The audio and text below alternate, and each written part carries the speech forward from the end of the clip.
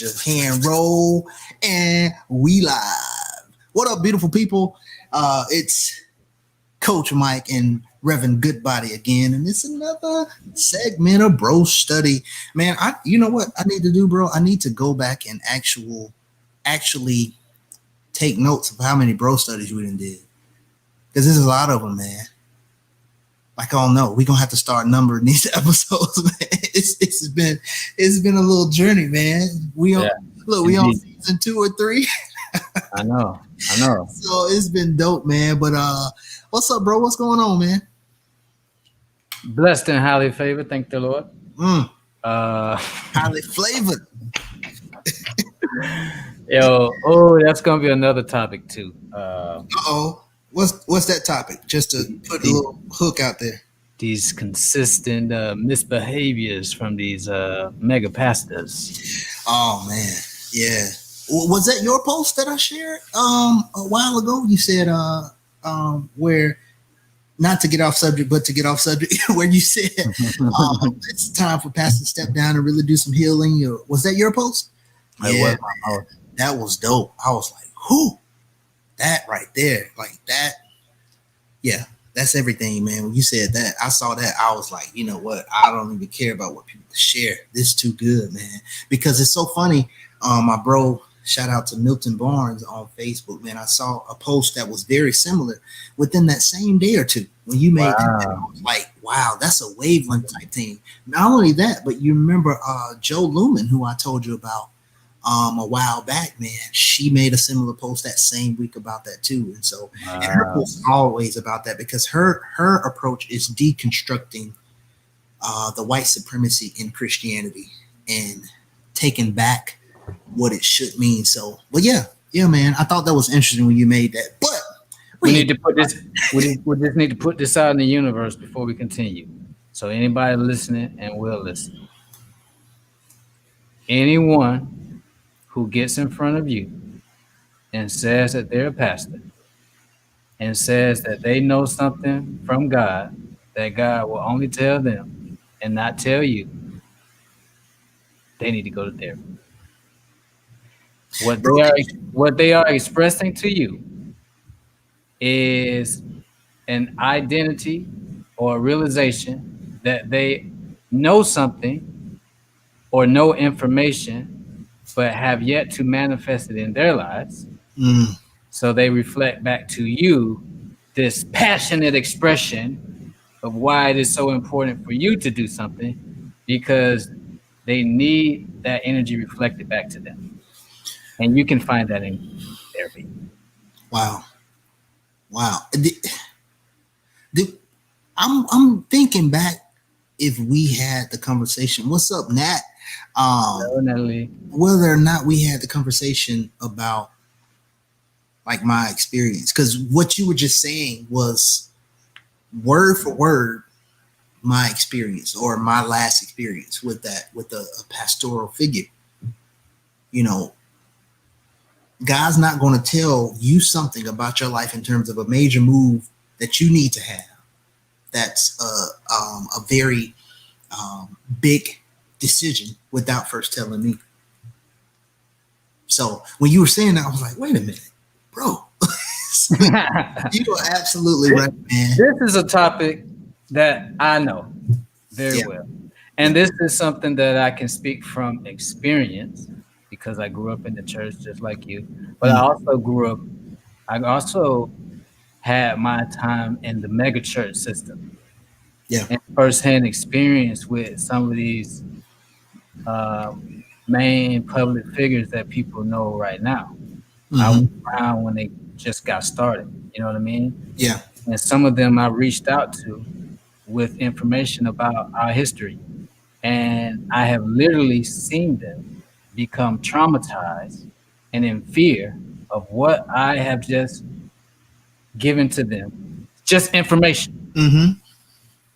And they'll revert back and say, man, what you're saying is, I can't argue with you, but this is all I know.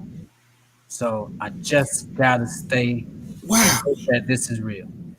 Bro, this is interesting. And I just want to let the people know because you and I, we've had many conversations, right, about the church experience and all that, but we've never had this particular conversation about actual conversations, right? I just want to put that out there. Yeah, because it's interesting. You just said that. What up, Dion? My bro in the house. It's interesting you said that because that is literally, and I made a long post and a live video about it because at the time I was in one of those other stages we talked about, right? Where it was more so some. I was almost on the other side of the anger stage, but it was one of those things where I didn't mind saying whatever. And that is the exact conversation in the last meeting that my wife and I had with our leader at the time. He looked us square in the face and said, you know what? You're right. In fact, here's the thing, bro, that's so interesting about that situation.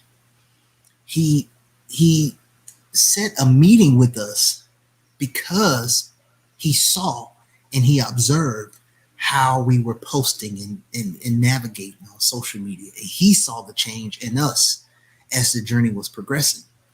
And what happened was I think it was more so the meeting was, okay, I want to pick their brains to see how much they know. I promise you, probably hour and a half, 2 hour meeting of just talking. He looked us in the face and said, you know, what you're saying is right. And it's so many other things, right? Other layers on top of that, because he's a student. This man is a brilliant student, right? Not only just the word and religion and religions, but business, all this stuff. He said, you're right, but I can't tell the people that, I can't deliver the people that because they would leave. And so we were like, wait, okay. At the same time, the same message we were getting on a consistent basis, though, was that, you know, you're not going to get the word and understanding and clarity nowhere else like you're going to get here in this house. So it's like, okay, if that be the purpose and you're really building up these soldiers, then wouldn't they want some truth, some light, you know? So it's so interesting you said that, man, because I'm telling you, that was my whole thing too. Like I wanted to talk to the one person that I saw as you know how it is when you're in the church, it's your spiritual father. You know what I'm saying? So that was my how I saw him, spiritual father, and the meeting, and there was a meeting with him and his son, you know, and Dion, man, look, Dion and I, we were in the same house. You know, we call it the house, right? We were in the same house, and he knows the whole story because Dion and I, we were, you know, we did a fellowship and everything just because church was the norm for us.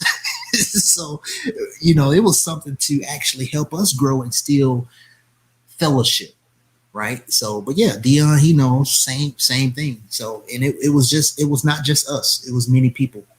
And I think that was one of those. I think we're in another time, and let me know what you think about this, bro. I think we're in another time, like 4 to 6 years ago, where it was this flood of awakening.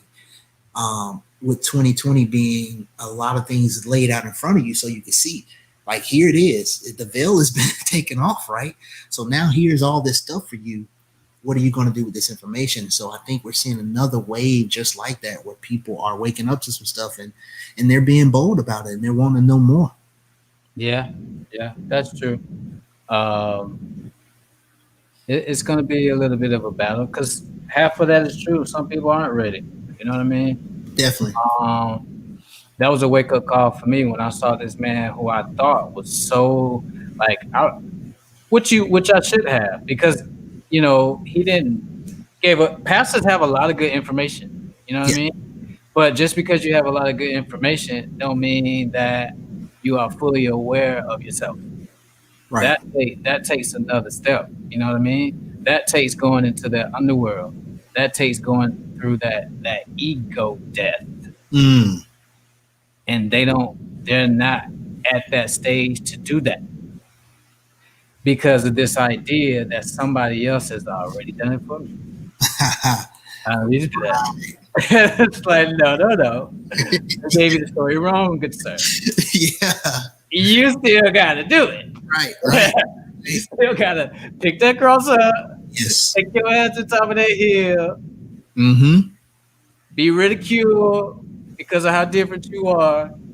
Take that shit, die because you're letting go. And I'm not talking about physically. This is a whole inner spiritual metaphor that I'm talking about. And Yeah. while you're in that underworld or that place where you finally are just exposed and vulnerable, then that's when you will be raised up to become what our ancestors call the Christ or the Christos in Greek, which Right. is the anointed one, and that's your rising spirit.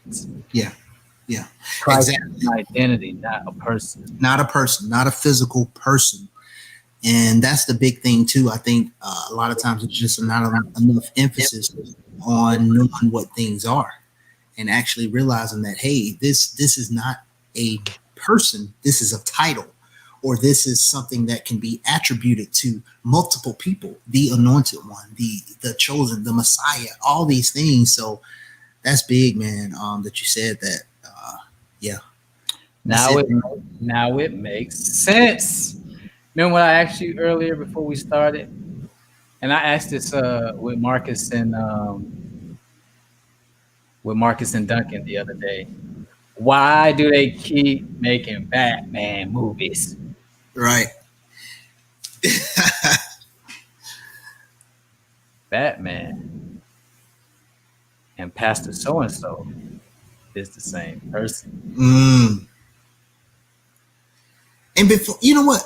Like before we deep dive into this, man, because we had a little pre-discussion on that, and I, like latched onto it immediately when you were going into it. But I just wanted to hit on this real quick. What Natalie said at the end of the day, a church is still a business, right?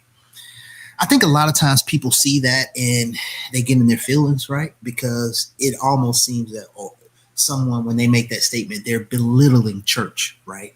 Or that they're taking all of the good that maybe the church can do, right? They're taking that away. So it's one of those things like, oh man, you said it's just a business, almost like it's a disrespect. But think about it, right? I never understood that statement as much as I do now, right? That church is a business. Is there some great parts to church? Yes. There's some good things about church. Yes. Can it help some people?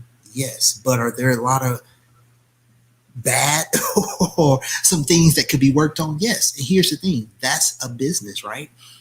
Because I have a business as a coach. I can help people, right?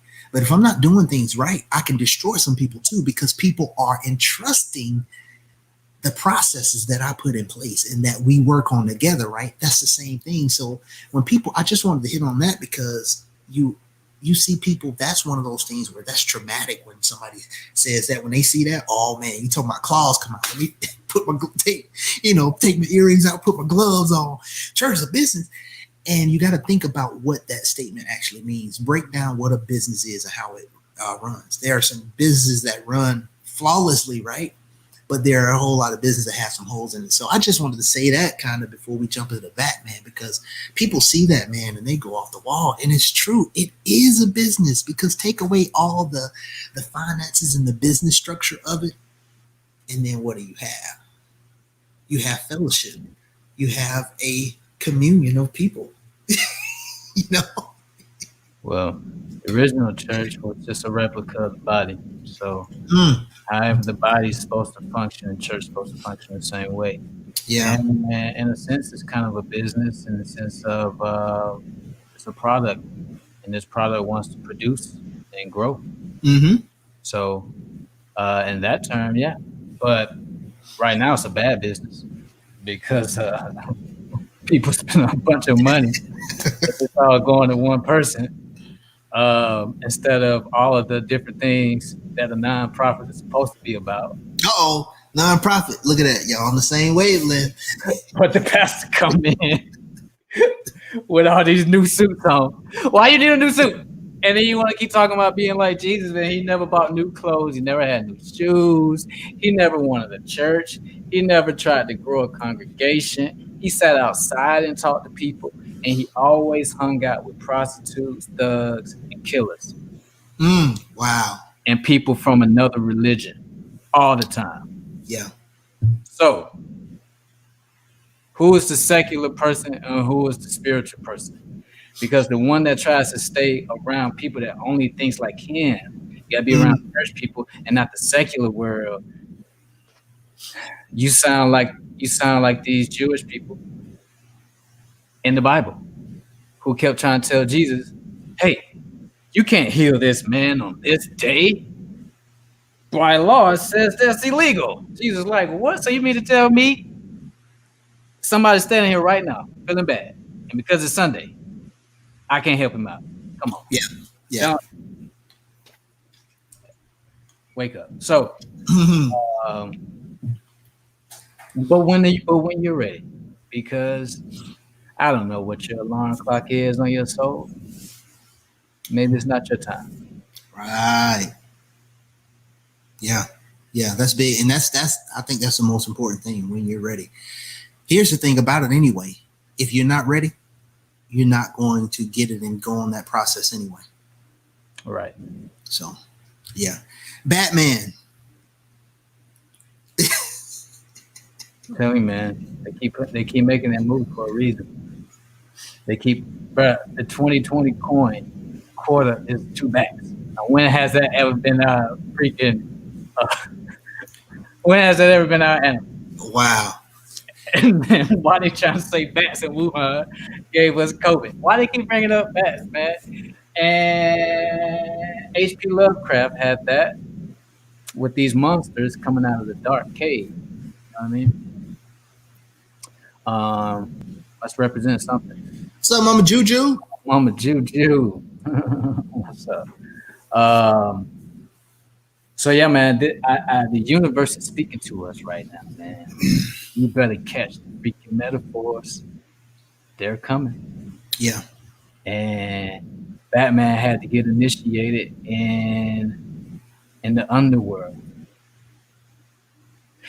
which is where you have to go in order for you to wake up to see the truth. But there's a thing that's keeping you away from it, and that thing is this villain. And this villain or this monster is your nemesis, but he's actually the only way that you can exist. Because if Batman has no more enemies, then what's the point of Batman? Can he go back to being Bruce Wayne? Or does he even accept who Bruce Wayne is? Does he accept the person who had to watch his family get killed and lose his family right in front of him and get orphaned by another group of people and grow up rich? But rich doesn't really bring you any type of peace or love. So you have this cold heart, but you have all this material wealth around you, but you still have no sense of peace because you're still searching for love. But in order to have this love, you have to let go of a persona that has been bringing you some type of satisfaction. That's a crisis. Right. And now you have a villain who presents himself to take you down, but he doesn't really want to take you down because he doesn't even know you exist. He has no idea that you're Bruce Wayne. He only knows you as Batman. Mm-hmm. This presentation, this trauma that you presented. And he's saying, I want to take that thing down.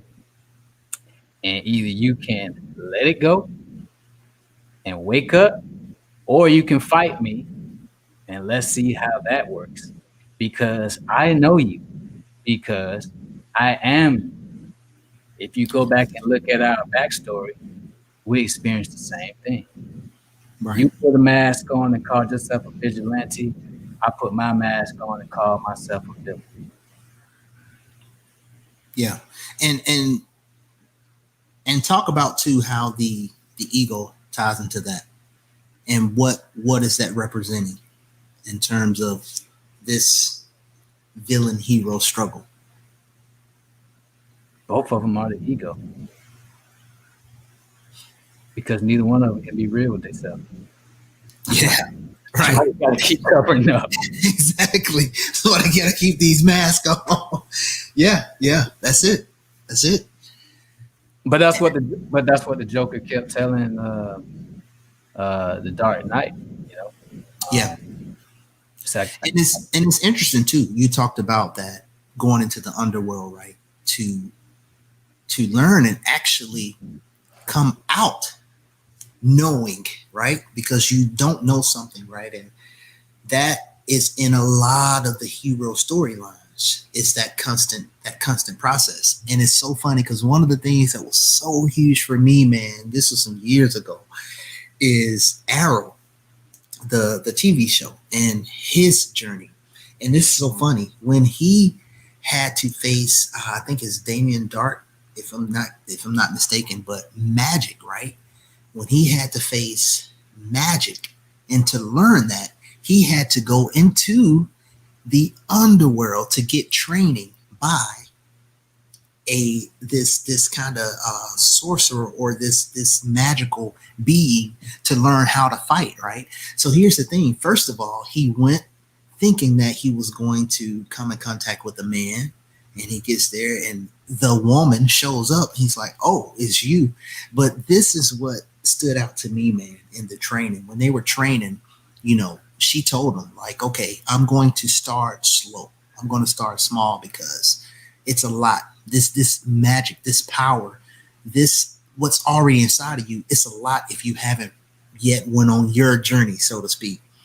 And so Arrow was like, yeah, because right, he got to get back to where he at, and I get all the cities confused now, but the city where Arrow was, he's got to save his city, right? So she hits him with a little bit, and it knocked him back.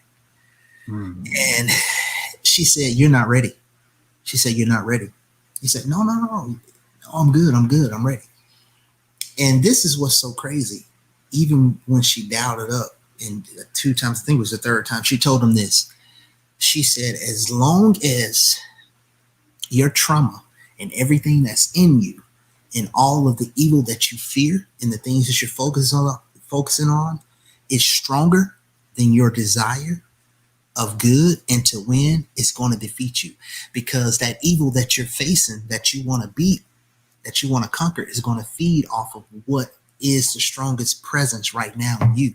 So it goes back to, you have to deal with self first. That was the only way Arrow could actually be powerful enough to now go back and face this dark black magic, is to deal with self first. Because she was barely giving him anything in the training, and it knocked him across the room. And so again, that process, right? TV, Hollywood is showing us this stuff, right? Because it's us, it's that journey. It's showing us all this, and it's like, hey, there's a signal, there's a message right here. There's more than one message, and depending on what frequency you're on, you're gonna get a different message. Right. Yeah. Yeah, and it's a lot, man. It's an interesting thing, man. Like you said, depending on what frequency you're on and how you're vibrating. Because if you go back and you're gonna receive. Go back and watch Dark Knight. Everybody that got killed was Black or Hispanic. Did you catch that? Yeah, man. You know what? It's so crazy because now we're watching The Boys. And this new member of the 7, there was an episode that had just passed. Everyone she killed was black, and one Asian guy. And I told Felicia, I was like, wait a minute. But she showed or presented herself to be good, or this good force. But yeah, that's a common theme too. It's something that I learned. Stereotype and ritual are synonymous with one another.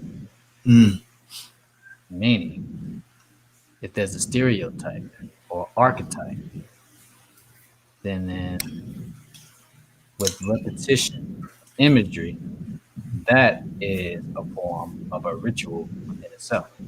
So you think you're watching TV, about rituals and magic, when actually a ritual and magic is happening right now to you. Because these images that you're getting, if you are not fully aware of your own consciousness, these symbols are going to influence you and dictate how you think, and they're going to influence your emotions, and they're going to influence you to perpetuate narratives that you may not even want to perpetuate. Yeah. So, yeah, I just thought that was interesting. So, is he a really good guy, or is this a guy trying to find his way out of his own hole? You know what I mean? Like you trying to paint your own narrative to create an idea where you could be this terrible rich dude, done all this damage, but then somehow let it go and then just live life. I'm going to another island. You know what I mean? Yeah. That could be in there too. Right. It's all hidden in plain sight. Most of being entertained instead of being like, yeah, everything is in plain sight. Just like, we don't like to talk about rainbows, but HBCUs are full of Greek sororities and fraternities. But all the names of these sororities and fraternities are names of different spectrums of light, or different ideas of science when it comes to studying the stars and the sun. But I never have seen a step show where anybody, I'm sorry, you a part of it too, where y'all were talking about the moon, the sun, gamma rays. Somebody could have used Incredible Hulk or something. Man, but come on. It didn't even catch me until like a couple days ago. I was like, wait. These are all rays. Oh, how did I not see that? Yeah. I did not see that, bro. Man, look, here's the thing too. Like you think about that, right? School and education, all that stuff. Man, ain't nobody telling you. You ain't learning that. No. You're not learning that. Right. Dion can attest to that too. And he a part of another organization. I won't call no name, but that's one of the things, man. You and I'll just speak to this, and Dion, you could chime in as well, right? You are getting all of your knowledge, right, when you're in these organizations, right? And it's just like school too. You think you know a lot until you go on your own journey. You start to, and you say, "Oh my God!" So when I picked up Stolen Legacy and read that book, I was like, whoa, wait a minute. You know what I'm saying? I thought I knew something, so that's the thing, man. It's always levels to it, man. And it's one of those things where if you're not going to dive deep and really look at some more things and stuff, you're going to be on the surface. That's where they want you.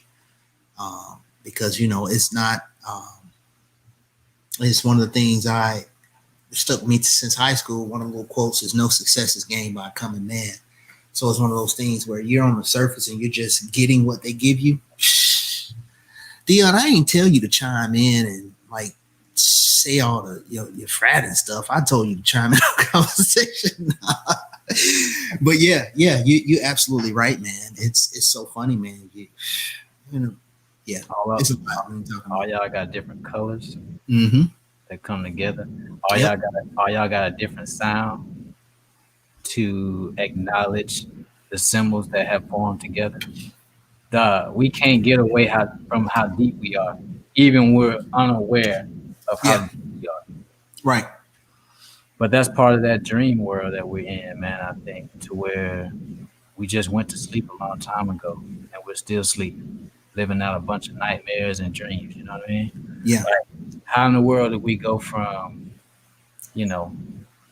easily knowing about science and technology and studying the stars and acknowledging it in a way where we're manifesting it on a really deep level, to somebody convincing us that milk does the body good? It builds strong bones. Right. What happened? Right. I thought we was just studying different galaxies. Man. How did we get to this place? Man. So Yeah, Yeah, man. and it's so crazy too, man. Because what's so interesting about it is how this stuff that we're fed sticks. You know, so as an example, a few weeks back, right? There were okay, so yeah, we we had some. We were in a situation. We were in a setting with a group of people, and one of the people or a person mentioned about uh, growing a child growing healthy, and that part of that was getting more milk in their diet. And it's so crazy because Felicia and I, it's so funny sometimes how we communicate, how we pick up on stuff. You know, we just look and we always talk about it later, and instantly we were like really. And guess what? These recommendations and stuff come from who? Doctors. You know what I'm saying? Like teachers, all this stuff. So yeah, it's interesting, man, how this stuff sticks too. Once it's set, man, you can't tell nobody, man, that you know, have you ever thought that maybe we shouldn't be drinking whole milk? Wait, what you mean? Man, you gotta have strong bones and muscle. But yeah, that's a whole nother bro study right there. My my shades were beginning to reflect too much. I guess because the sun went down. So let me take that off. Then what? You was being irreverent. You was being irreverent anyway. Cause you know, you don't supposed to wear your shades in church. Rev. Oh, I break all the church rules. All of them. Straight putting straight kicking you out. Brother Sanders, man, you ain't welcome back. Yeah. I remember my first encounter. Oh, I know what it is. I don't have enough light in here. I was in church, and no, Daphne. Well, yeah, which is basically Mobile. And I had my hat on. This dude, what? Oh, and this man wanted to use the time. You know, you go to some churches and the pastor get up, he'll introduce himself, and then they'll say, "Hey, take about 3 or 4 minutes, go introduce yourself to somebody you never met, show some love." That's a good. I really like that, right? You know what I mean? That's good energy. This brother want to take his time. He want to take that moment to come up to me and go, "Hey, brother, I don't mean to be disrespectful now, but you don't need to be wearing that hat in the house of the Lord." And I was like, "All right, man, but I'm not taking it off." And he got mad. He was like, "I'm just saying." And You then he was walked off, and I you said, was "Thank you, appreciate it." you was slipping your gasoline draws on at that very moment. The very moment when you made a choice, you made a choice. When you made that choice, you wouldn't take your hat on. You was slipping your gasoline draws on and getting your first class ticket. I made a clear choice. What's up, Tyra? What's up? I'm gonna be defiant today. Today, you chose the right one today. Yeah. And I was waiting for somebody to come up to me too. I thought him staring at me from the other side of the church. I bet Like, you go. oh, he feeling mad about this hat. He can't even pay attention to the pastor right now, looking at me because I got on a hat. You see what I'm talking about with black folks, bro? Like, yo, this man could be talking about the most inspirational thing, but he like, But you know, I mean, you know, it's one of those things. That's kind of what we were taught, right? This is a thought I had in my adult life, right? In my 20s, you know, I'm still in church, and I had this thought. It's like, you know, we talk about double standards, right? That are true, right? There's so many double standards that can go for men but not for women, or can go for women not for men. And I was like, you know what, man, that's a huge double standard, man. Because like we know you know, we got a whole saying, the first lady hat. You know, we wear the hat with these flowers. Like, why the man? Why we can't wear a Kango up in that thing? Maybe we did that today. I thought about that. I was almost 30 years old when I was like, wait a minute, that's a double standard that I don't think nobody ever questioned. Like, why the pastor, before he get up, that guest speaker that cross their legs and stuff, they can't have their little sideways Kango, and then maybe. But I thought about it. I was like, oh, okay. you know, stupid this all sounds. Now that I'm thinking, like, right, you got these big old church hats. Blocking everybody's view with a flower on the But side. it's disrespectful for me to come here like this. Yo, man. Hey, some of this stuff you just gotta laugh at. And in the Church of God in Christ in particular, right? That's like prestige, right? The more fancier your hat can be as that first lady or that minister and stuff like that at these convocations and stuff. But you see how we can't let go of our ancestors. Look at all them walls in Kemet. All them ancestors had them big old things on their head with all this stuff on it, snakes and animals and jewelry and messages. It's the same thing. They just didn't know how to let it go because what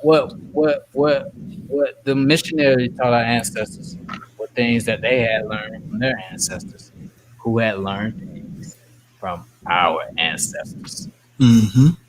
So it's gonna all come back to the same thing, but now we're just in the twilight zone of it, where all of our symbols that represented power, we've allowed them to manipulate us into meaning something of fear. That's why in Lovecraft Country they gotta play gospel music and as an undertone with some of them scenes in order for the Christians to be okay with what's going on. Because if I feel like some Jesus in here, I'm cool with that. But we'll watch all these Disney movies where they're talking about ancestor worship. You'll watch all these shows where they talk about going into the underworld and manifesting power within you. And then we'll let these kids with these costumes. And then we'll send them to church on Sunday and let the pastor tell them that they can't do nothing on them. Man, look, isn't it interesting that you said that? Because here's what the rationale would be. Mm-hmm. It's harmful. It's a costume. It's just for Halloween. Let the kids have fun, right? And it's so interesting how we correlate different things. So it's harmful, man. No, don't be like that. Don't be a negative Nate, negative Nancy. This is just that. But when we think about some things that actually can empower us and give us a connection, right, to our past, to the ancestors, that's the stuff that they really, really teach us against and not to think about it. And when you started talking about the ancestors, you gave me that perfect alley-oop because I was going to ask you how that, when we go into that underworld, we go into that deep place and getting in touch with self, like how is it, how can we connect? What's the bridge where we can connect with all these past experiences? And it was kind of one of those things where it was that perfect segue into this whole idea of the ancestors and what's the importance behind that, because people think they take that in so many different ways. You worship it. You rather pray to it's been different conversations that go on and on social media. You worshiping some dead people, you worshiping ancestors, and this and that, instead of it was one comment I saw the other day. I think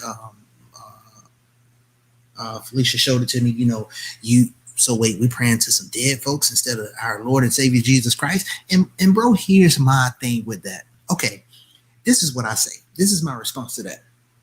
I did a video last year around this time when I went home for the first for the first county game. And before I did that, I went down to St. John and, I'm not a big cemetery visitor, but I wanted to do it, just to get that connection and the feel. And bro, never in my life did I feel the gravity of being out there. Now it's hot, right? It's hot in August in Alabama, but it was something about that time. And I recorded a little bit and just looking at my great grandparents and my grandparents and my mom and dad and my older sister who died when she was a baby and all these people. And I'm sitting there standing in St. John's lot thinking, I'm connected to all these people who have transitioned on and been here. And so my thought process was this: okay, if you do believe in the story of the man they call Jesus Christ, right? And that's someone who had the physical representation of God here on earth, then guess what? That's also your ancestor. So it's like, okay, what in the world? How do we get so off that we take these things and the things people told us, and it just throws us all out of left field. And it's like, okay, that's your ancestor. It's somebody who's been here. Sometimes I think we did this and we wanted to do this to ourselves.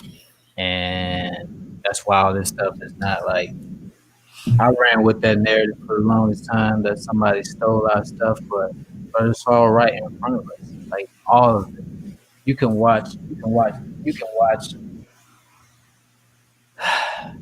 you can watch all the Marvel movies from the beginning to the last one and watch it with an open mind, and it'll basically tell you where you come from and what happened to you.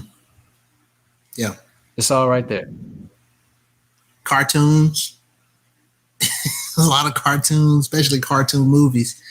But yeah, so that was interesting, like when you talked about the ancestors, because one of the things that has just happened over the weekend was the U.S. Open.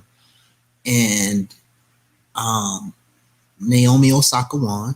It was her second U.S. Open, and I think now she's 3-0. I think she's undefeated in majors. And of course, she made a statement about the ancestors. But before that statement, though, here's what was interesting to me, bro. In Serena in the semis, Serena played Azarenka, right? She played the woman who lost to Naomi. So there was at one point in the match in the semis, Serena, she messed up her foot some kind of way. You couldn't really tell, but anyway, there was kind of like a medical timeout for the trainer to check out Serena's foot. So, we talked about different things and meditation and tapping into that place. People do different things and they look or whatever, they, all this stuff when they're in certain situations. You know what Azarenka was doing the whole time? What's that? During that medical timeout? She was like this, bro. Still not moving. She was meditating. And just really, it was like visualization almost. Like just seeing her going through that act and being so calm with all of this at a time where she was kind of gaining some momentum. The fact that she was meditating, just look, I was like, oh man. And it's crazy. I joked with Felicia and I felt bad. I was like, oh well, it might be it for Serena. She meditating, she visualizing, man. And so even before the finals in the championship, that was something that was interesting to me, where Azarenka was tapping into a different place to really be focused and to really ground herself in the midst of some chaos or an interruption in her flow, so to speak. And so now that was interesting. But moving on to the championship, again, like I said, Naomi Osaka, she won. That's her second U.S. Open, and she represents Japan. She's Japanese American, and she lived in the States, but she represents Japan when she plays. And of course, she made the statement about the ancestors and the power that, she pretty much said that she won't lose, as long as she taps into that source and, tap into that guidance of the ancestors. And that was dope, man.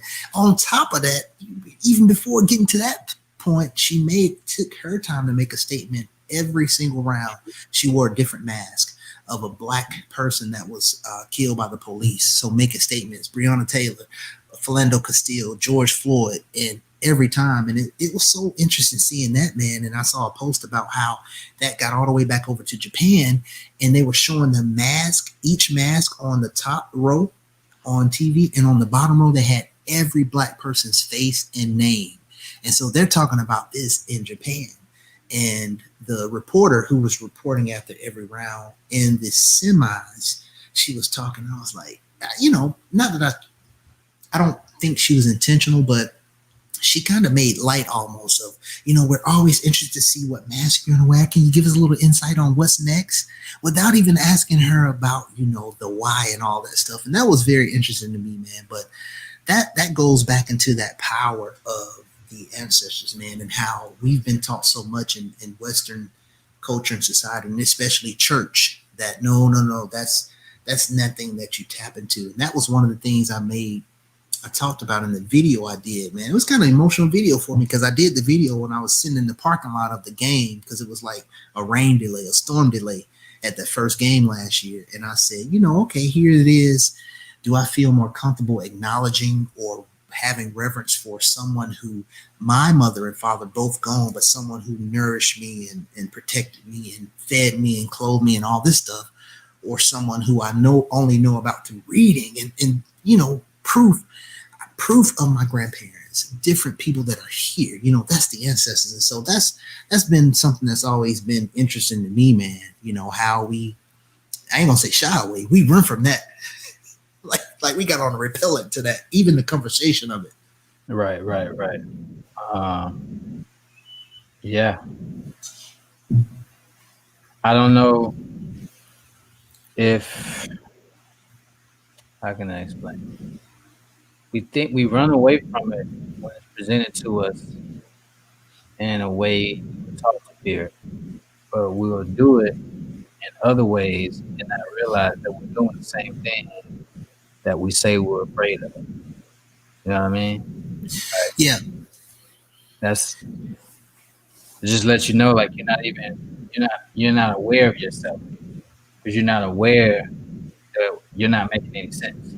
Yeah. Give an example of that, bro. Because I know it yet, but somebody, like, for that person watching, give an example of that. Like, not even being aware that you're actually doing that thing that you speak or that you have believed that is bad, or kind of how that shows up. Speak those things that are not as though they are. That's a magic trick. You keep saying something over and over until you manifest it.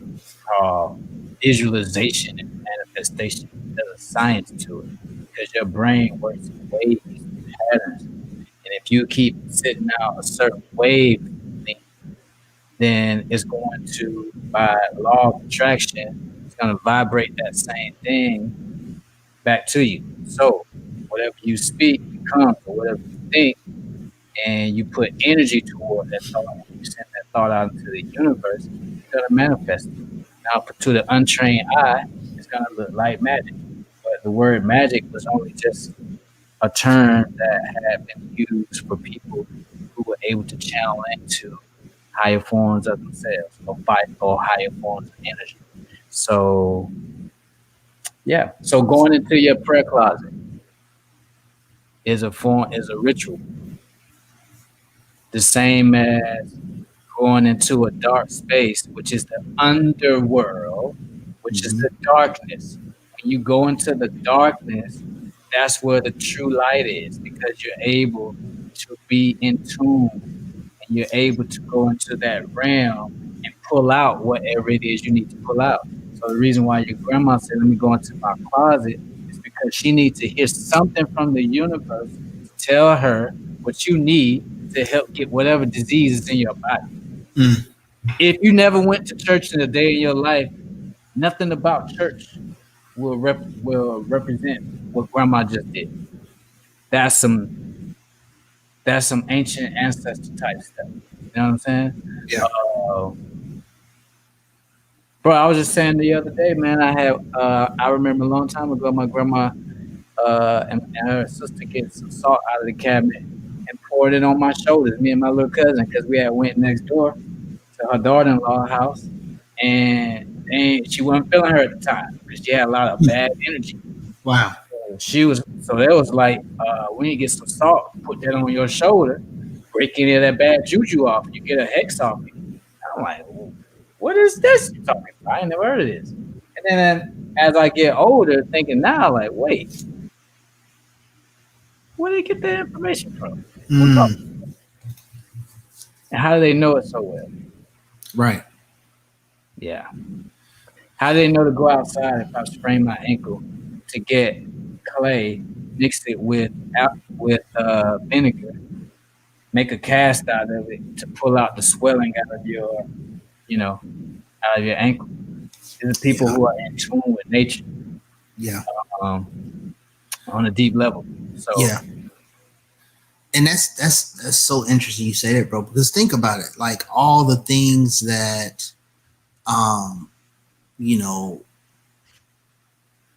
that was practices, right, by our grandparents and that generation before. It's stuff that now almost we smirk or laugh at, right? And it's like we've disconnected from that. But like you said, how did they know that? How did they know that? We're talking about even before the Azusa Street revival and the rise of Christianity and all that stuff in the Black community, and you know, with that Pentecostalism and all of this. But how did they know that when they didn't have social media, when they didn't have email and all that? And that's the power in that right there. It's like, wait a minute, how do they know to do these certain things? You know, that connection was there. Right. To speak to what Dion just said about spelling words, that's magic. Mm-hmm. And we think we just go to school to learn how to spell. Look at the word. As soon as you write something down on paper, you have created something real. Yeah. So that's why you have to be careful about what you think. You have to be careful about what you say. You got to be careful about what you write down. Mm-hmm. Write down on a sheet of paper, I am unhealthy and my life sucks. And write it 20 times and just forget about it. Or write it once every day. A week later. Or especially write it once every day. Right. You know, now that makes me want to think like, hey, what did they tell us to write a lot in school? They like programmed us, you know what I mean? Like, yeah. Think about it, and not only just kind of what we were writing, but what we were reading and reciting back when we read aloud in class and all that stuff. And you know, let me just tell you what the ancestors just told me. Come on with it, Rev.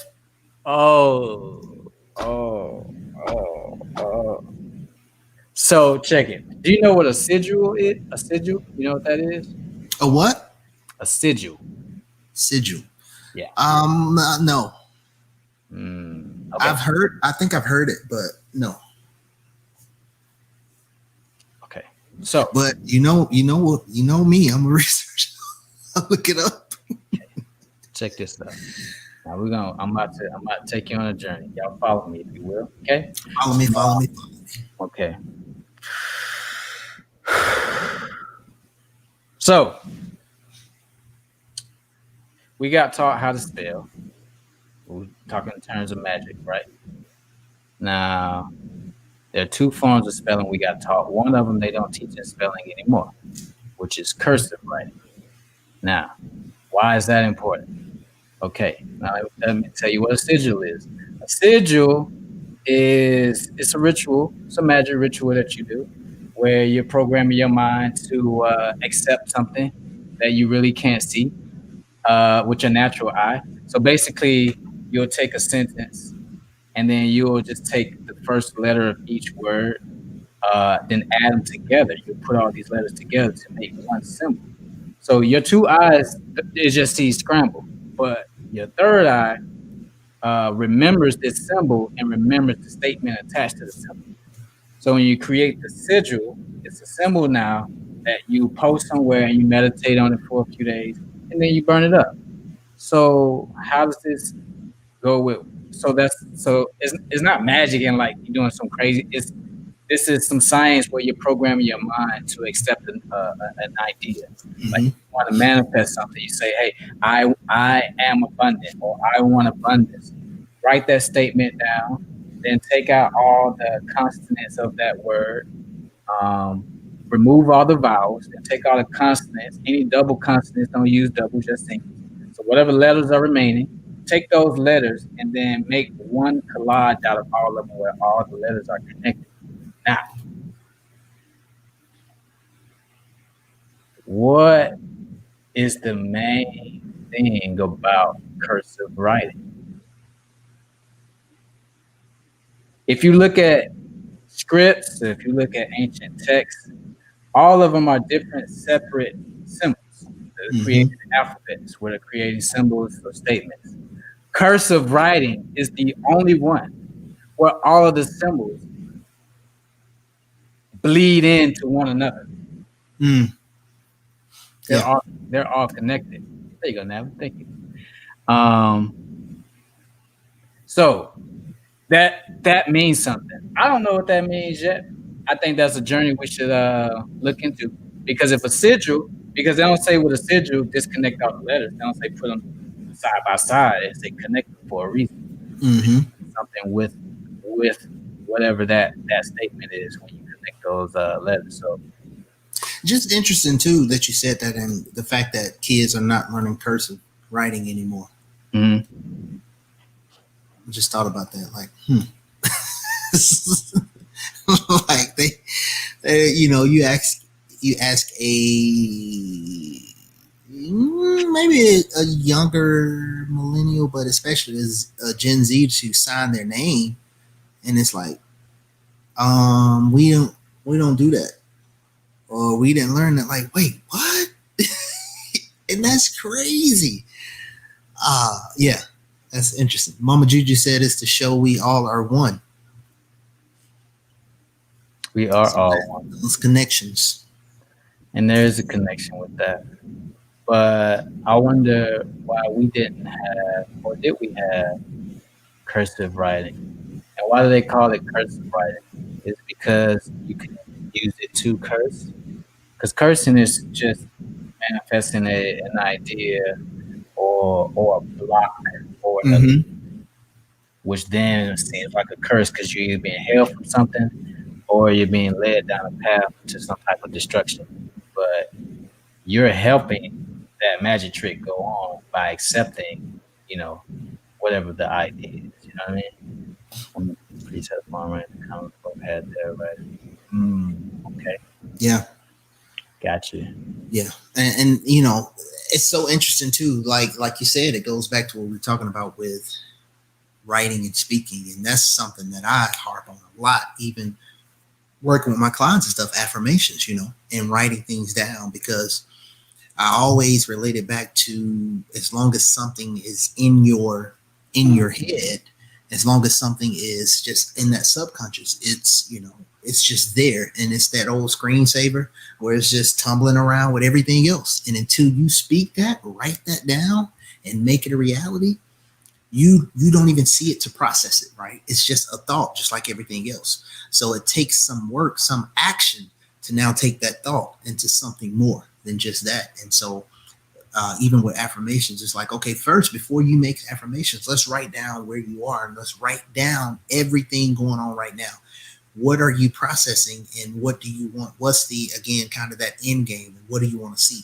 Okay, now let's look at this bridge from where you are right now to where you want to go, and what it's going to take to get there. Now let's think about writing some things down that's going to help. And so again, it's all that process, and it's that, it's that, so as a man thinketh, so is he. It's that actually getting the process down of saying, repeating, cursing, right? Saying that thing. And that's why I always say the universe. I say the YOUNI verse, what you and I speak over and about our lives is actually a thing. We make things appear and happen in our universe by our actions, our words, our deeds. So yeah. Yeah. That's some good stuff, man. Yeah, man. Whew. Black Lives Matter.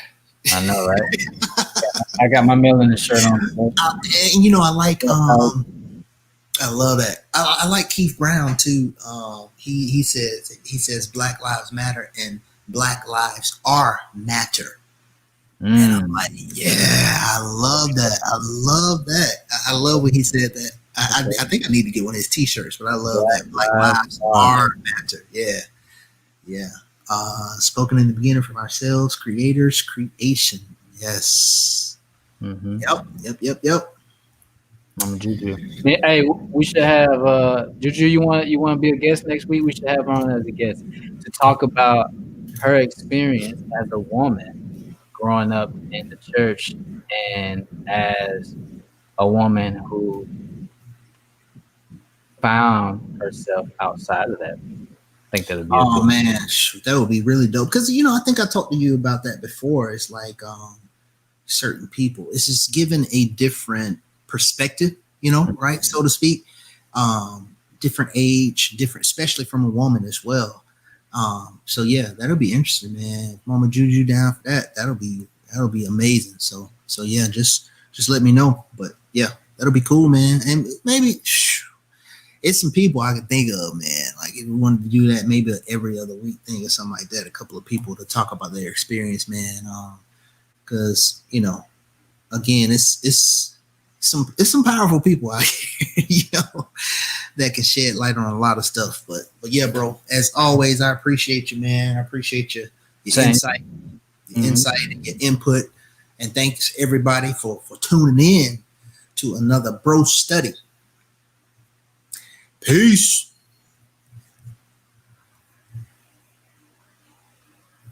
Oh, I gotta end the broadcast.